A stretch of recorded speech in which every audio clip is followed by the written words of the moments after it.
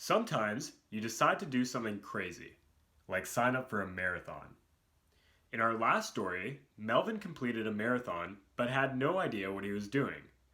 This story will tell you exactly what to do with only 4 months before the race. The advice in this story is coming from a man who ran in the Olympics and won his first marathon in 2 hours and 16 minutes. What you're about to hear is a true story based on real events from someone who used this very advice to qualify for the Boston Marathon. For the sake of privacy, we'll call this person Jennifer. Now, Jennifer had no intention of qualifying for the Boston Marathon.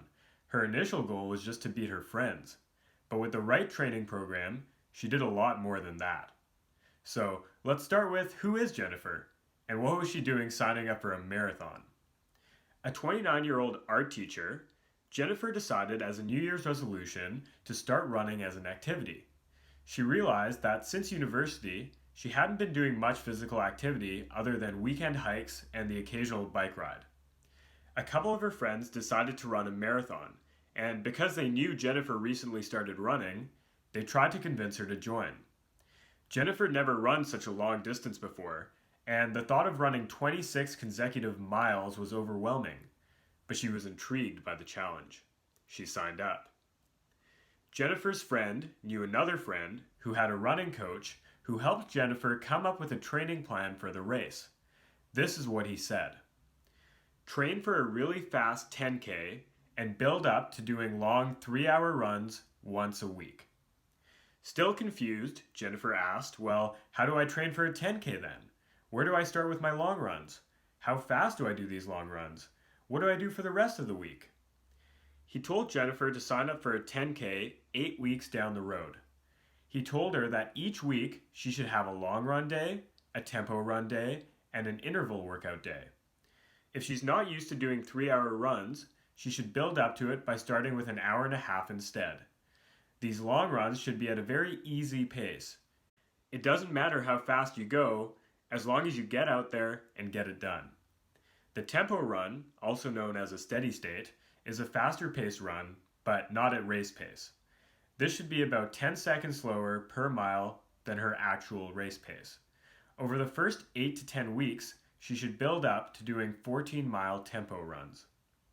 For her interval workouts, these can be 1-mile repeats with a break between sets to work on increasing her speed. On the days she wasn't having a long run, a tempo run, or an interval workout, Jennifer filled in the remaining 4 days with some light runs, a pool session, and a rest day. The first week was extremely tough for Jennifer. Thoughts of quitting and not running the marathon went through her head multiple times every day. She struggled to get through the long run, had to stop halfway through the tempo run, and only completed 4 out of the 6 interval workouts that she wanted to do. But she knew that she committed to the marathon already, she paid the money for it, and she couldn't bail on her friends after week number 1.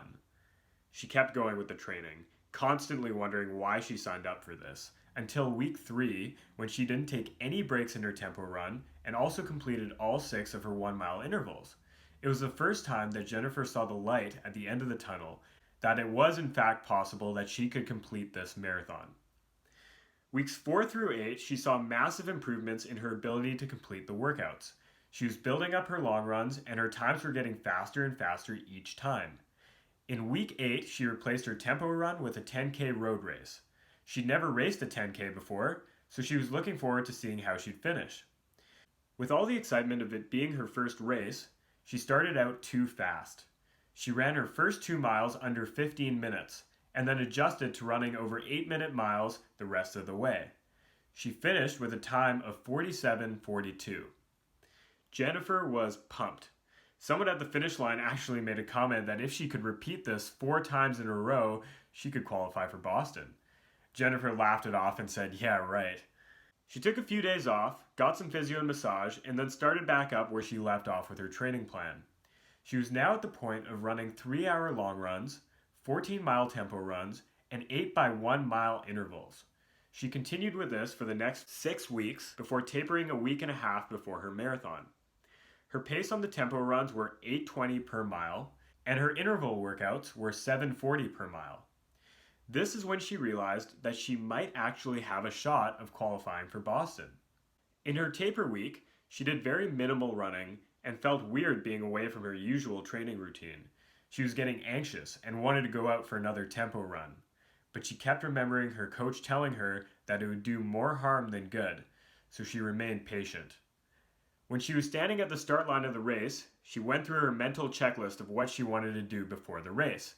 Did she go to the washroom? Did she have her gels on her? Was she wearing her watch? Check, check, check. She had all three. When she was standing at the start line, she was filled with all sorts of excitement. But she knew from her 10K that she needed to stick to her pace and not get distracted. The months of hard work were behind her now, and it was time to put it to use. 3 hours, 28 minutes, and 57 seconds later, Jennifer finished her marathon with a time that not only beat all her friends, but was fast enough to qualify for the Boston Marathon. If you enjoyed listening to the story or found it helpful, please let us know in the comment section below. A new story will be released next week, so make sure to subscribe and turn on those notifications as well. If you'd like to submit a story, you can send us an email and we'd be happy to discuss your ideas with you. Thanks for watching, and see you next time.